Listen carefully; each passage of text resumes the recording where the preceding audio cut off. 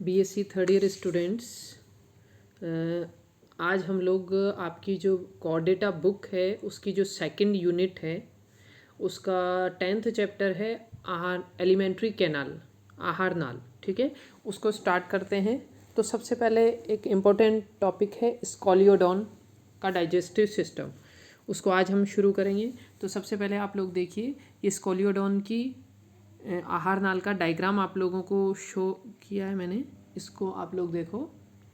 सबसे पहले head, mouth, ठीक है, आईज, ये सीलोमिक ओपनिंग ऑफ ओविडक्ट, ये इसमें एट्रियम और वेंट्रिकल नीचे दिखाई दे रहे हैं डायग्राम में। आप लोग देखिए इसको बिल्कुल।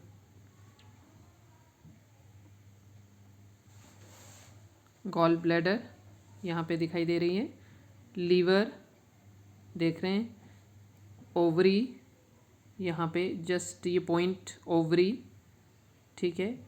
शेल ग्लैंड इसमें होती है, ओवरी के जस्ट पास में ये है शेल ग्लैंड, और फिर यहाँ से ये नीचे निकल ओविडक्ट जो है नीचे की तरफ आ रही है ओविडक्ट, और इसके पास में ये एपिगोनल ऑर्गन इसमें पाया जाता है, ठीक है।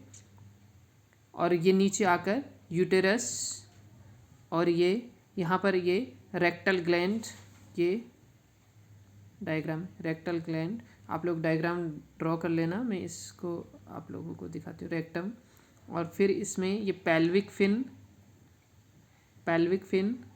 और इधर दोनों पेल्विक फिन के बीच में क्लोएकल ओपनिंग है, क्लोएकल ओपनिंग, और इधर एट्रियम ये ऊपर। उससे पहले है कोनस आर्टेरियोसस, ये स्ट्रक्चर कोनस आर्टेरियोसस, ठीक है। जस्ट उसके नीचे ये क्रिसेंट शेप में है एट्रियम, जस्ट उसके नीचे वेंट्रिकल, और ये है यहाँ जो देख रहे हैं हिपेटिक पोर्टल वेन, और ये कार्डियक स्टमक। दो पार्ट में डिवाइड है, पाइलोरिक स्टमक और कार्डियक स्टमक। ये हमने बीएससी सेकेंड ईयर में भी हम लोगों ने पढ़ा था, ठीक है। तो इसके अंदर भी स्टमक दो पार्ट में डिवाइड है, कार्डियक स्टमक और पाइलोरिक स्टमक। और यहाँ से ये बाइल डक्ट निकलती हुई जा रही है, और यहाँ पर ये इसका पेनक्रियाज, और ये यहाँ पर स्प्लिन, और यहाँ जस्ट इसके पास में ये ब्लाइंड सैक, ये वेल्वुलर इंटेस्टाइन। और ये देखिए स्प्लिन के कार्य क्या होते हैं आप लोग देख लीजिए। स्प्लिन जो पार्ट है इसका act as a filter for blood, ठीक है। ब्लड के फिल्टर करने का काम स्प्लिन करती है as part of immune system, है ना। इम्यून सिस्टम में इसकी भागीदारी होती है क्योंकि ये ब्लड को फिल्टर करती है। Second, old red blood cells जो होती हैं उनको रिसाइकल किया जाता है यहाँ पर, इसलिए इसको लाल रक्त कणिकाओं का शवगाह भी बोला जाता है, ठीक है। ओल्ड रेड ब्लड जो सेल्स होती हैं वो यहाँ रिसाइकल होती हैं, और प्लेटलेट्स और जो WBC होती हैं वो यहाँ पर स्टोर की जाती हैं, ठीक है। और इसके अलावा एक काम इसका है कि fight certain bacteria that cause pneumonia,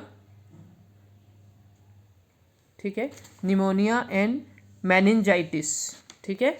ये बैक्टीरिया से फाइट करती हैं जो कि निमोनिया तथा मेनिंजाइटिस, जिसको बोलते हैं दिमागी बुखार करने वाले जो बैक्टीरिया हैं, उनसे ये लड़ने की पावर इसमें होती है। तो ये सारे कार्य किसके हैं? स्प्लिन के। तो इसको अलग से मैंने यहाँ पे लिख रखा है, इसको आप लोग नोट कर लेना, ये स्प्लिन के कार्य। तो ये इसकी हो गई टोटल आहार नाल, जो आप लोगों ने इसको डायग्राम इसका देख लिया। अब इसके बाद इसको स्टार्ट करते हैं। तो सबसे पहले जो स्कोलियोडॉन होती है, इसका पूरा जो पाचन तंत्र है दो पार्ट में डिवाइड है। एक तो इसकी एलिमेंट्री कैनाल, और दूसरा इसमें पाचक ग्रंथियाँ, ठीक है।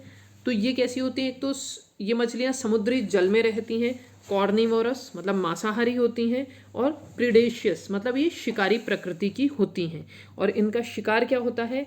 जैसे क्रैब्स, लॉबस्टर, वर्म्स, फिशेस, ठीक है, मॉलस्क, केकड़े, कृमि, मछलियाँ, ये सब इसके प्रमुख भोजन होते हैं, ठीक है। और ये बहुत तेज गति से तैरती है और इसके जो तीक्ष्ण दांत होते हैं उनसे ये शिकार को पकड़कर बिना चबाए ही निगल जाती है। ठीक है, अब सबसे पहले आती है इसकी एलिमेंट्री कैनाल। तो एलिमेंट्री कैनाल इसकी जो होती है, इसमें साथ में इंग्लिश मीडियम के स्टूडेंट हैं तो वो साथ में इसमें देखते जाएं। सबसे पहले इसके major parts of alimentary canal, dogfish भी बोलते हैं स्कोलियोडोन को। तो सबसे पहले एलिमेंट्री कैनाल में सबसे पहले माउथ आता है, फिर buccal cavity buccal cavity, pharynx, oesophagus, stomach, intestine और क्लोएका। ठीक है, तो सबसे पहले माउथ ओपनिंग। माउथ की ओपनिंग कहाँ होती है? On ventral side of head. Head जो इसका होता है उसके अधर सतह पर मुख उपस्थित होता है, स्मॉल होता है और क्रिसेंटिक होता है, सेमी ओवल होता है, बाउंड बाय जॉज। अब ये देख रहे हो इसमें माउथ ये दिखाई दे रहा है क्रिसेंटिक, मतलब जो मून होता है क्रिसेंट मून उसकी शेप में है। ठीक है, क्रिसेंट मून की शेप में है, छोटा है और सेमी ओवल, आधा है, सेमी ओवल आधा अंडाकार शेप में है और बाउंड बाय जॉज। ठीक है, जबड़ों के द्वारा बाउंड होता है। ठीक है, और ये जो इसका इंटेग्यूमेंट जो होता है वो इसके ऊपर नीचे की सीमा बनाते हैं, जिनको ऊपर और नीचे का निचला होठ कहते हैं। और जो मुख होता है इसका माउथ वो जबड़ों के द्वारा सीमित होता है, ऊपर नीचे, इसमें ऊपर नीचे के जबड़े पाए जाते हैं। ठीक है, अब माउथ ओपनिंग, ये jaws and lips, lower jaws movable होते हैं इसके, और जो लिप्स होते हैं एब्सेंट होते हैं, वो इंटेग्यूमेंट के कारण ही बने हुए दिखाई देते हैं। ठीक है, वैसे और jaws covered by spiny skin, jaws जो होते हैं इसके वो स्पाइनी स्किन के द्वारा कवर्ड होते हैं। नेक्स्ट आता है टीथ। इसके टीथ कैसे होते हैं? शार्प, तेज, पैने, सिमिलर, होमोडोंट, मतलब जिसको बोलते हैं समदंती, होमोडोंट समदंती, एंड बैकवर्डली, पीछे की तरफ धसे, पीछे की तरफ होते हैं। ठीक है, और present in several rows on skin of both jaws. Teeth are modified placoid scales, placoid scale से मॉडिफाइड होते हैं, and replaced by new ones polyphyodont, मतलब इसकी पूरी लाइफ के दौरान ये बार बार वापस आते रहते हैं। पॉलीफोडेंट बोलते हैं बहुबार दंती को। जब इनके नष्ट हो जाते हैं या फिर घिस जाते हैं तो फिर वापस पुनः इसमें नए दांत आ जाते हैं।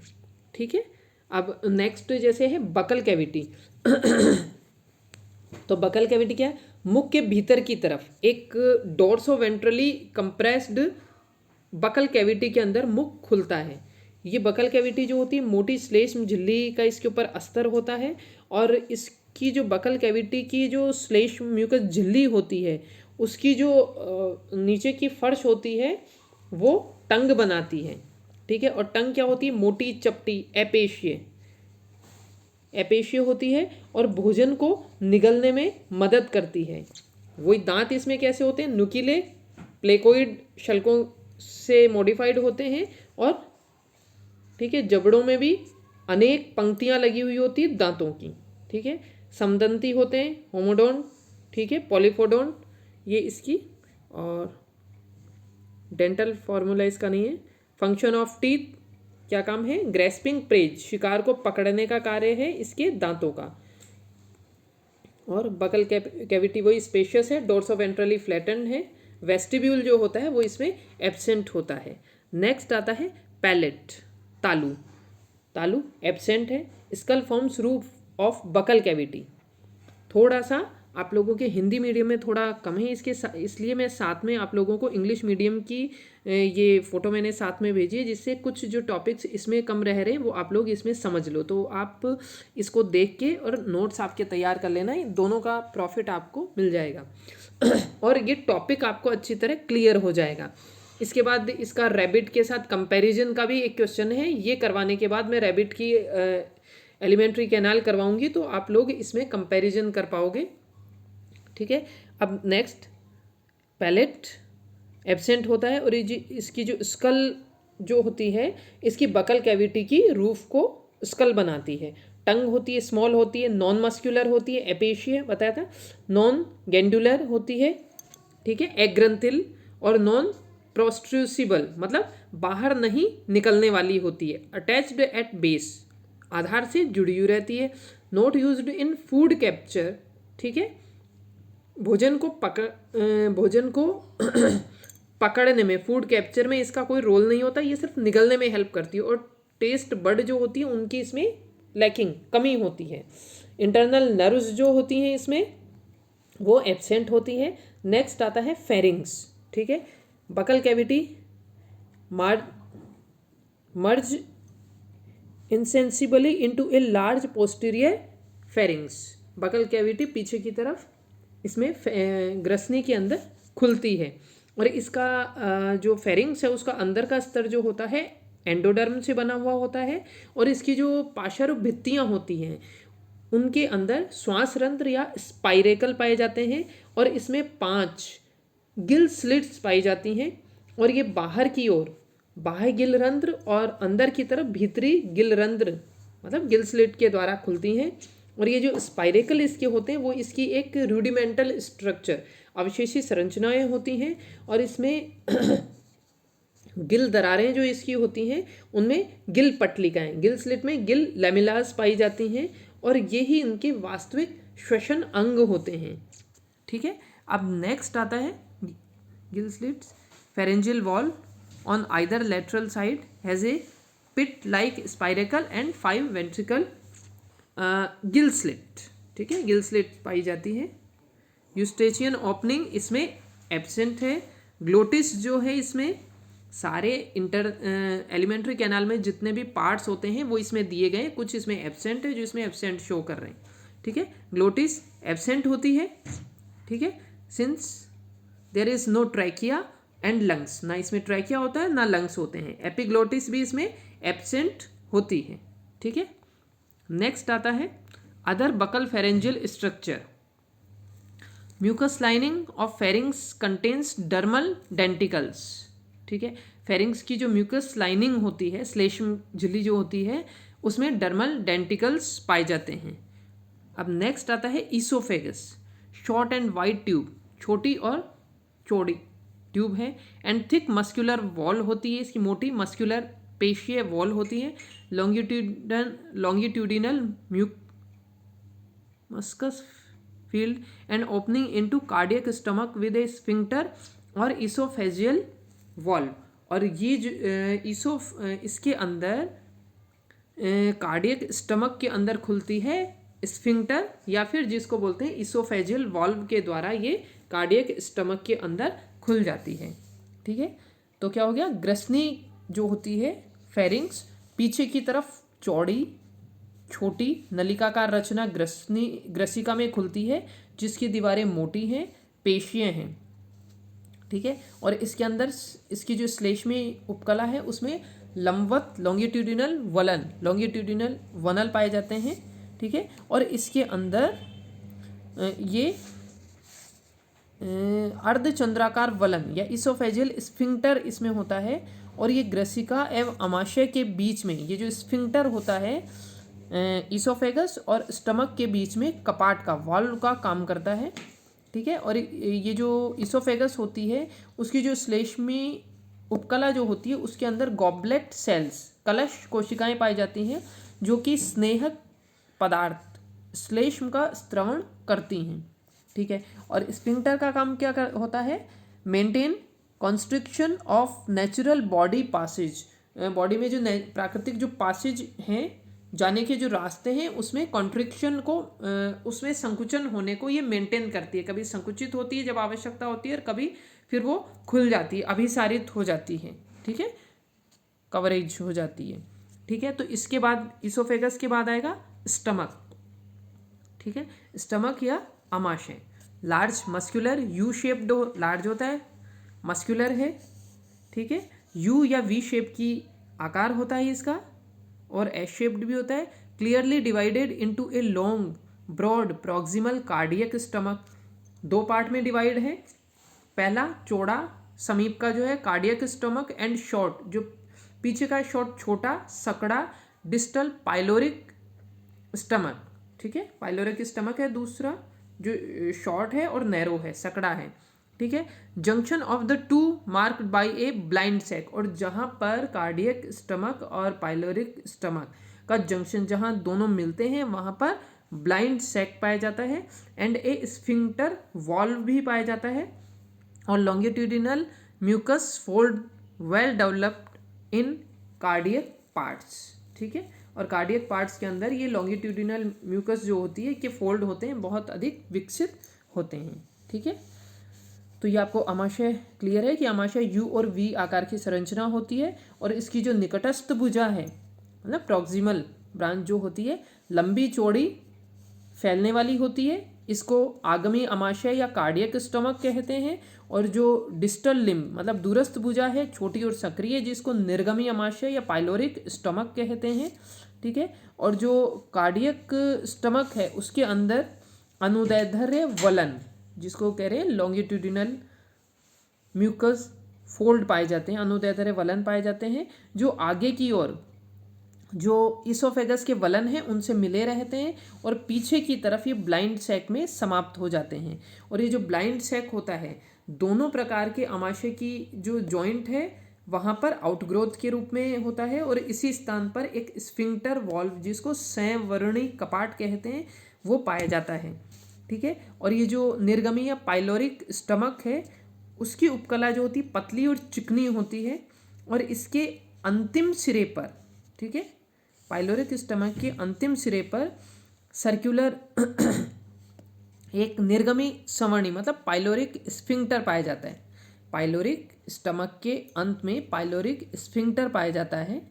ठीक है, उपस्थित होता है, जो कि एक मोटे पेशीय भित्ति वाले बर्सा एंटाइना जिसको बोलेंगे एंटियाना में खुलता है। तो पाइलोरिक वाल्व बुर्सा एंटियाना में खुलता है, और बर्सा एंटियाना में भी यही अनुदैर्ध्य वलन पाए जाते हैं, और ये अपने तरफ की जो आंत्र है उसके अंदर फिर ओपनिंग इनकी होती है।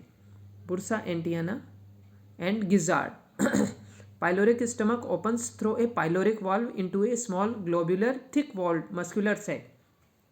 ठीक है, जो पाइलोरिक स्टमक होता है वो पाइलोरिक वाल्व के द्वारा एक छोटे ग्लोब्यूलर मोटी वॉल्व वाले मस्कुलर सैक जिसको बुर्सा एंटियाना कहते हैं उसमें खुलता है।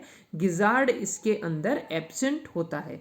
और नेक्स्ट इसके आता है इंटेस्टाइन। ठीक है, शॉर्ट बट स्ट्रेट, छोटी होती है लेकिन सीधी होती है, एंड वाइड ट्यूब, लंबी ट्यूब है, टू डिफ्रेंशिएट इनटू स्मॉल और लार्ज इंटेस्टाइन, जो कि छोटी और बड़ी आंत्र में विभाजित होती है। ठीक है, अब नेक्स्ट आता है स्मॉल इंटेस्टाइन। ठीक है, तो no external differentiation between duodenum and ileum. Ileum और ड्यूडिनम के बीच में कोई डिफ्रेंशिएशन नहीं होता है। ठीक है, सबसे पहले ड्यूडिनम इसमें एब्सेंट होती है, और इलियम जो होती है नॉट डिफ्रेंशिएट, कुछ अलग नहीं होती है, डिफ्रेंशिएट की अलग से ये डिफ्रेंशिएट हो। Valve and villi, mucous lining of intestine folded into a longitudinal scroll और स्पाइरल वॉल्व। ठीक है, ये जो म्यूकस लाइनिंग होती है इंटेस्टाइन पे वो फोल्ड होती है, और इसमें एक स्पाइरल वॉल बनाती है, और जो विलाई जो होते हैं वो एब्सेंट होते हैं। ये इसमें सीकम जो होती है, सीकम और दूसरे जो एनिमल आप पढ़ोगे उसमें सीकम प्रेजेंट होती है, बट इसके अंदर स्कोलियोडोन के अंदर सीकम एब्सेंट होती है। और वर्मीफॉर्म अपेंडिक्स है, वो भी आगे जब आप पढ़ोगे आपको दूसरी एलिमेंट्री कैनाल में मिलेगी, लेकिन इसके अंदर स्कोलियोडोन के अंदर वर्मीफॉर्म अपेंडिक्स जो होती है वो एब्सेंट होती है। जैसे आप लोग जब रैबिट पढ़ोगे तो उसमें वर्मीफॉर्म अपेंडिक्स जो होती है वो प्रेजेंट होती है। इसका उसके साथ कंपैरिजन आएगा स्कोलियोडोन के साथ, इसलिए मैं आपको अभी बता रही हूँ। लार्ज इंटेस्टाइन जो होती है, last part intestine form short rectum narrow diameter opening into cloaca. इसका इंटेस्टाइन का जो दूर का पार्ट होता है वो एक छोटे से रेक्टम में खुलता है, और बहुत मतलब सकड़ा होता है, और ये क्लोएका के अंदर खुलता है। ठीक है, तो ये इंटेस्टाइन का हो गया आपका। इंटेस्टाइन क्या थी? सीधी और चौड़ी पतली भित्ति वाली नलिका है जो पीछे के सिरे पर सक्रिय होती है, और जो आगे का सिरा होता है इसमें पित्त और बाइल डक्ट और जो पैनक्राइज डक्ट होती हैं वो आकर खुलती हैं, और जो आंत्र का भीतरी श्लेष्म स्तर होता है वो वल्नित होकर लंबी रचना बनाता है, और जो कि स्क्रॉल वाल्व या सर्पिल कपाट कहलाता है। ठीक है, ये कैसा होता है, अनुप्रस्थ काट में जो ये स्क्रॉल वाल्व है इसको जब देखेंगे तो अनुप्रस्थ काट के अंदर तो ये घड़ी की स्प्रिंग के समान दिखाई देता है, और इसके कारण क्या होती है, इसकी अवशोषण की सतह जो होती है वो बढ़ जाती है। इसको आप लोग डायग्राम में देखो स्क्रॉल वाल्व को, ये देखिए ये इंटेस्टाइन का डायग्राम है। इसके अंदर देखो इंटेस्टिनल ल्यूमन, इंटेस्टाइन, ये इंटेस्टिनल वॉल्व दिखाई दे रही है, और ये स्क्रॉल वाल्व दिखाई दे रहे हैं। कैसे हैं, घड़ी की स्प्रिंग के समान होते हैं। ठीक है, और इसके कारण क्या होती है, एब्जॉर्प्शन, इसकी अवशोषण करने की जो सतह होती है उसमें इनके कारण वृद्धि हो जाती है, और जो पचित भोजन होता है वो भीतर की गुहा में से जब गुजरता है तो उससे अवरोध भी उत्पन्न होता है। ठीक है, और इस आंत्र का जो अंतिम सिरा होता है, आंत्र का जो अंतिम सिरा होता है वो क्या होता है, मलाशय, रेक्टम होता है, जो कि सकरा और छोटी नलिका होती है, और ये क्लोएका में खुलता है। ठीक है, क्लोएका में खुल जाता है, और आंत्र का जो मलाशय के अंतिम रेक्टल ग्लैंड पाई जाती है, मलाशय ग्रंथि पाई जाती है, और इसमें एक सीकल ग्लैंड या जिसको सीकल ग्लैंड भी कहा जाता है, अंधनाल ग्रंथि,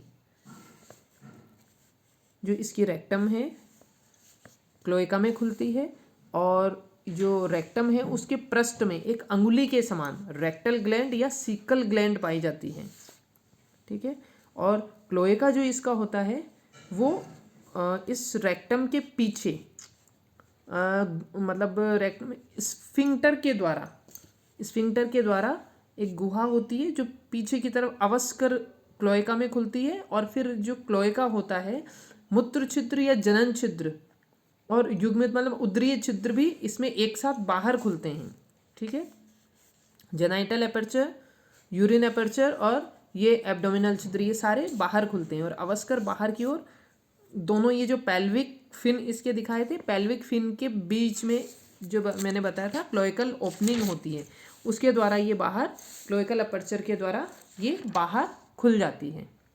ठीक है, इसके अलावा इसमें म्यूकस ग्लैंड प्रेजेंट होती हैं, एब्सेंट इन एक्वेटिक फॉर्म में एब्सेंट होती है। गैस्ट्रिक सलाइवरी ग्लैंड होती हैं वो इसमें एब्सेंट है। गैस्ट्रिक ग्लैंड जो होती हैं प्रेजेंट होती हैं स्टमक में, और गैस्ट्रिक जूस जो होता है उसमें पेप्सिन और HCl होता है। पेनक्रियाज जो होता है compact whitish and bilobed gland है, found between cardiac and pyloric stomach. Diagram में आपने देखा था ना, पेनक्रियाज पाइलोरिक और कार्डियक स्टमक के बीच में पाया जाता है। और फिर pancreatic duct, a single duct open independently into the proximal end of intestine. जो इंटेस्टाइन का समीपस्थ सिरा होता है वहाँ पर आकर एक सिंगल डक्ट के द्वारा ये उसमें खुल जाती है। नेक्स्ट लीवर, ये है पाचक ग्रंथियाँ, ये अभी मैं आपको दोबारा और क्लियर कर दूंगी। लीवर मैसिव येलोइश, ठीक है, थिन येलोइश बाइलोब्ड ग्लैंड है इन एब्डोमिनल कैविटी। ठीक है, गॉल ब्लैडर भी है, वाई शेप्ड थिन वॉल्ड पतली दीवार होती है। Gall bladder attach to right liver lobe, जो राइट लीवर लोब होती है उसके ऊपर गॉल ब्लैडर अटैच्ड होती है। बाइल डक्ट जो कि आपने डायग्राम में देखी थी, a single bile duct open independently into the beginning of intestine. Intestine की जहाँ शुरुआत होती है वहाँ पर आकर बाइल डक्ट जुड़ रही थी, ये देखा था आपने डायग्राम में। ये बाइल डक्ट, इंटेस्टाइन जहाँ शुरू होती है वहाँ आकर ये बाइल डक्ट उसमें जुड़ जाती हैं। ठीक है, इसके साथ अब नेक्स्ट इसमें लेते हैं जो इसमें आपको बताया मैंने, ये लीवर पेनक्रियास। तो पाचक ग्रंथियाँ जो होती हैं, सबसे पहले लीवर को एक बार फिर देख लो। ये मेन इसमें है लीवर और पेनक्रियास। ठीक है, तो लीवर क्या है, एक लंबी पीले रंग की बड़ी ग्रंथि है। बाइलोब्ड मतलब दो पालियाँ इसमें पाई जाती हैं जो आगे की तरफ जुड़ी हुई होती हैं। ठीक है, और दाएं पिंड में वी आकार से बना हुआ गॉल ब्लैडर पाया जाता है, और दोनों जो पालियाँ हैं उनसे पित्त नलिकाएं निकलकर, ठीक है, पित्ताशय से निकलकर एक नलिका के साथ मिलकर आंत्र में खुल जाती हैं। और ये यकृत जो है पित्त रस का स्त्रवण करती है, बाइल जूस को। लीवर किसका करता है? बाइल जूस का स्त्रवण करता है। इसके द्वारा, ये लीवर के द्वारा ग्लाइकोजन और फैट का संग्रह भी किया जाता है और ये लाल रक्त कणिकाएं जो होती हैं उनको नष्ट करने का भी कार्य करता है। और इसके अंदर कुफर सेल्स पाई जाती हैं। ये सब किसमें? लीवर के अंदर ये फंक्शन सारे होते हैं। लाल रक्त कणिकाएं नष्ट होती हैं, कुफर सेल्स पाई जाती हैं, ग्लाइकोजन और वसा का स्टोरेज होता है और ये बाइल जूस को सिक्रीट करती हैं, ठीक है, जो कि बाइल डक्ट के द्वारा आकर इंटेस्टाइन में मिल जाती है। नेक्स्ट, पैनक्रियाज जिसको बोलते हैं अग्नाशय। ये अमाशय की जो दोनों भुजाओं के बीच में उपस्थित होती है, हल्की पीली, वही द्विपिंड की बाइलोब्ड ग्रंथि होती है। और इसकी जो डॉर्सल पिंड होता है वो बड़ा होता है, जो कि कार्डियक जो स्टमक होता है उसके पास स्थित होता है। और अग्नाशय से पैनक्रियाटिक डक्ट निकलती है और आंत्र में जो बाइल डक्ट आकर जहाँ खुल रही है उसके जस्ट अपोजिट आकर पैनक्रियाटिक डक्ट खुलती है। अब नेक्स्ट आता है डाइजेशन, ठीक है। डाइजेशन कैसे होता है? भोजन जो होता है, क्योंकि इसको ये बिना पचाए निगल जाती है, तो मुख गुहा में इसके लार ग्रंथियाँ, सलाइवरी ग्लैंड नहीं पाई जाती और इसकी जो ग्रसिका होती है उसमें श्लेष्म ग्रंथियाँ पाई जाती हैं, अतः यहाँ भी पाचन नहीं होता। अमाशय की जो भित्ति होती है उसमें श्लेष्म ग्रंथियों के अलावा जठरीय ग्रंथियाँ भी पाई जाती हैं, जो कि डाइजेस्टिव जूस का स्त्रवण करती है। और जो जठरीय ग्रंथियाँ, जो जठरीय पाचन जो होता है उसमें पेप्सिन हाइड्रोक्लोरिक अम्ल की उपस्थिति में होता है। और जो पित्त होता है इसका, वो भी पचित भोजन को क्षारीय बनाने का कार्य करता है। और जो पैनक्रियाज है इसका, उसमें ट्रिप्सिनोजन, एमाइलोप्सिन, लाइपेज आदि स्त्रवित होते हैं, जो कि बचे हुए पदार्थों का डाइजेस्ट करते हैं। और अवशोषण का कार्य कहाँ होता है? आंत्र में।